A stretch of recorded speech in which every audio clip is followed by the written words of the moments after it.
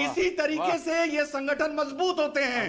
आपको इस जाहिल को बोलना चाहिए कि अगर तुम मेरे डिबेट में आओगे तो तुम तिरंगे पर खजूर और तलवार नहीं लगा सकते, तुम भारत को हरा नहीं दिखा सकते। नमस्कार दोस्तों, एक बार फिर से स्वागत है मेरे चैनल में। एक बार फिर से आपको कड़ी टक्कर देखने को मिलेगी रिजवान अहमद और एक मौलाना के बीच कड़ी बहस देखने को मिलेगी, तो वीडियो को पूरे अंत तक देखना। धन्यवाद दोस्तों, और चैनल को सब्सक्राइब कर लो। संविधान विरोधी है। ओके रिजवान अहमद, नहीं कैसे हो संविधान विरोधी? मैं तो संविधान के दायरे में सवाल पूछ रहा हूँ। आप जो संविधान विरोधी है, जो देश विरोधी है, वो जेल में जा रहे हैं और उन पे कार्रवाई हो रही है। रिजवान अहमद, देश तोड़ने की बात। ओके रिजवान अहमद जी, जो लोग पीएफआई का विरोध कर रहे हैं वो संविधान विरोधी हो गए आज। जी तीन बातें कहूंगा।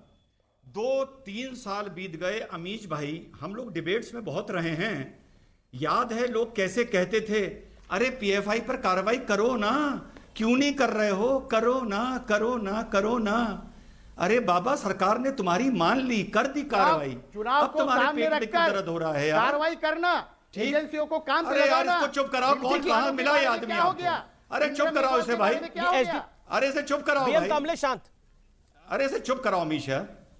हाँ बोलिए। तो भैया, सरकार ने आज आप लोगों की मान ली।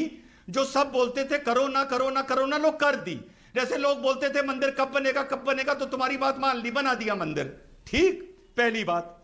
दूसरी बात अमीश भाई, अगर मुसलमान नजरिए से किसी संगठन पर हमारी सरकार को आक्रमण करना होता, वैसे तो मैं एआईएमआईएम को भी पीएफआई का एक हिस्सा ही मानता हूं, तो एआईएमआईएम पर करती, केरला की मुस्लिम लीग पर करती, असम की वो जो डेमोक्रेटिक फ्रंट है बदरुद्दीन की, उस पर करती। पीस पार्टी को तो खैर मैं पार्टी नहीं मानता, उसमें 2-3 लोग होंगे, तो सरकार इन पर करती, इन पर तो करा नहीं, तो भैया पीएफआई पर क्यों करा? दूसरी बात। तीसरी बात अमीश भाई, आप देखना चाहते हो पीएफआई क्या है? जो आप लोग कह रहे हो पीएफआई के खिलाफ कार्रवाई हो, पीएफआई का मंसूबा है, देश विरोधी मंसूबा है। अमीश भाई, मैं आपसे एक जगह बिल्कुल नाराज हूं आपके भाई की तरह। जो रशीदी के पीछे पोस्टर लगा है, अरे बड़े भाई, यही तो पीएफआई है। भारत के तिरंगे में 2 तलवार और खजूर, यही पीएफआई है। भारत का नक्शा हरा, यही पीएफआई है। लेकिन आप रशीदी को लेके आ रहे हो और आप उसको अलाउ कर रहे हो बैठना, यही पीएफआई है। इसी तरीके से ये संगठन मजबूत होते हैं। आपको इस जाहिल को बोलना चाहिए कि अगर तुम मेरे डिबेट में आओगे तो तुम तिरंगे पर खजूर और तलवार नहीं लगा सकते, तुम भारत को हरा नहीं दिखा सकते। मैंने यही तो पीएफआई चाहता है। आप भारत का तिरंगा लगा लीजिए पीछे ना, कर रहा है, या भारत का तिरंगा लगा लीजिए, या फिर आपको अगर आपको रशीदी साहब सूट करता है तो इस्लामिक झंडा लगा लीजिए। एक तरफ की बात करिए ना, या तो भारत का तिरंगा लगा लीजिए या फिर इस्लामिक झंडा लगा लीजिए, या फिर अगर आपको दोनों लगाना है तो दोनों लगा लीजिए। लेकिन भारत के नक्शे को हरा दिखाने का तात्पर्य क्या है? रिजवान अहमद की भी बात का जवाब और मेरे भी पॉइंट का जवाब। अमीश बात सुनिए जी, अमीश बात सुनिए जी। अमीश बात सुनिए। मैं फजूल बातों का मेरे पास जवाब नहीं होता। जिन लोगों को देश के संविधान का पता नहीं है, भाई ये गलती आपकी नहीं है, कि जो भी आपको तंजीम डिबेट में रजिस्टर्ड अलाउ होती नहीं है, करना चाहिए। ये गलती आपकी नहीं है। अरे भौंको मत यार, दिमागी तौर से ऐसे ही हो, भौंको मत, सुनो, दिमागी तौर से जाहिल हो भाई साहब, भौंको मत सुनो, दिमागी तौर से भारत अरे भौंको मत सुनो, शब्दों की मर्यादा रखी जाए, अपना काम सही अरे कर रहे हो, शब्दों की मर्यादा रखी जाए। रशीदी साहब, कोई इंसान बोलते हैं, कोई भौंकता नहीं। डिबेट से निकाल दे। अल्लाह ने तुम्हें पूरा नहीं बनाया, अगर पूरा बना देता पता नहीं क्या करते। नहीं देखिए, इस तरह की अल्लाह ने तुम्हें पूरा ही नहीं बनाया, पता नहीं क्या करते। Don't get personal mister Rashidi. आपको डिबेट में नहीं होना चाहिए। यही पीएफआई है। अरे पर्सनल कौन हो रहा है? यही पीएफआई है जो सामने नजर आ रहा है अमीश, और हम इसको अलाउ कर रहे हैं। ये हमारी सबसे बड़ी गलती है।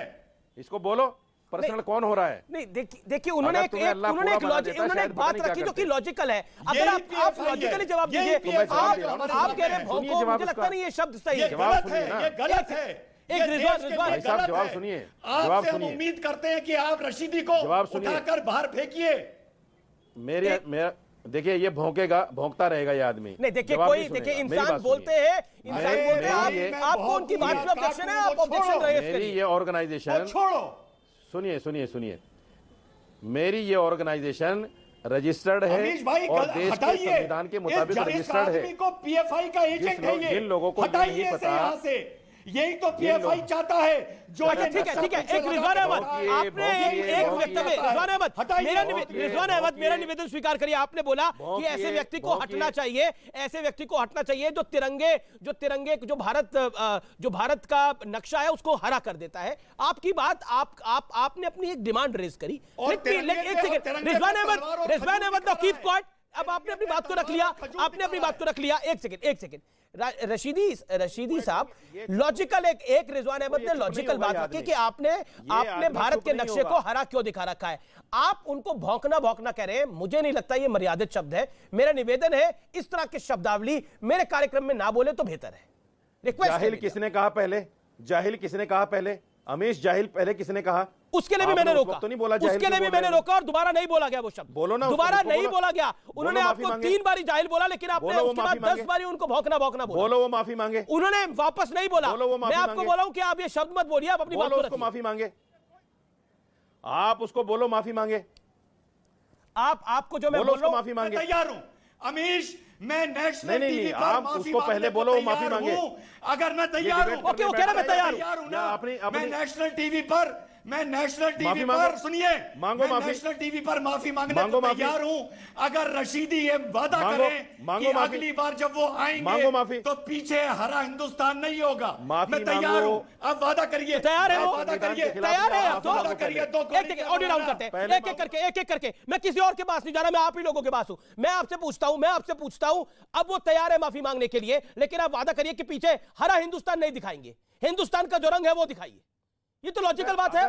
सुनिए, रशीदी अगर साहब, मेरा ये अमल संविधान के खिलाफ है तो मैं बदलने को तैयार हूं। आप इसको साबित कर दो कि संविधान के खिलाफ है। देखिए, कहीं तो आप कह रहे हैं कि कर दो रिजवान साबित, माफी लोग मांगे। यही करते हो। अरे बेतुकी बात लेके चलते हो यार अमीश, आप पत्रकार नहीं हो क्या? क्या बेतुकी अरे बात लेके अमीश, चलते हो? यही आपकी तो जाहिल पीएफआई का चक्कर में पड़ गए। मंसूबा है। आप समझ क्यों नहीं रहे हैं इस बात इस को? आधे अधूरे आदमी के यही चक्कर में पड़ गए PFI आप का भी। मंसूबा इसके है ट्रेन में आ अमीश। गए आप भी। जो इसके पीछे नक्शा नजर आ रहा है वही पीएफआई का अमीश, इस मंसूबा आधे है। अधूरे आदमी के ट्रेन हटाओ में आ इसे गए आप डिबेट भी। से अमीश।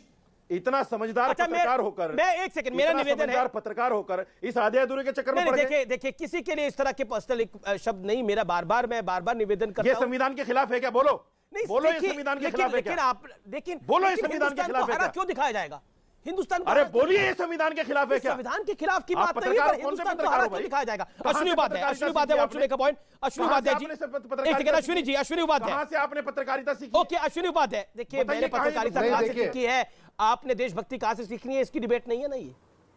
अश्विनी उपाध्याय 10 सेकंड्स। देखिए अमित जी, मैंने कहा ना, जो टेररिज्म के जिहाद के अलग अलग चेहरे हैं। कुछ सॉफ्ट हैं, कुछ रेकी करते हैं, कुछ गला काटते हैं, कुछ विदेशों से फंडिंग लेते हैं, कुछ हनी ट्रैप में फंसाते हैं, कुछ उसको मीडिया में आके डिफेंड करते हैं। जी, अलग जी, अलग जी। रूप हैं और देश देख रहा है। ठीक है, कि जब ठीक है, आपने एक सवाल पूछा कि PFI बहुत बहुत शुक्रिया। मुझे यहां कार्यक्रम को समाप्त करना पड़ेगा, लेकिन उम्मीद है आज का कार्यक्रम आपको पसंद आया होगा। आज इस कार्यक्रम के 2 हिस्से थे। एक तरफ हमने चर्चा करी जो कि बहुत महत्वपूर्ण थी, और दूसरे हिस्से में हमने बात करी जो पीएफआई पे बड़ा खुलासा है उसके बारे में। फिलहाल आर पार को यहीं समाप्त करते हैं, लेकिन निष्कर्ष यही है कि पीएफआई का खूंटा अभी और टाइट होगा, और जब टाइट होगा तो लोगों की और तेज आवाजें निकलेंगी, क्योंकि इसके तार जहां जुड़े हैं, जब वो तार खींचेंगे तो कई लोग बाहर आएंगे।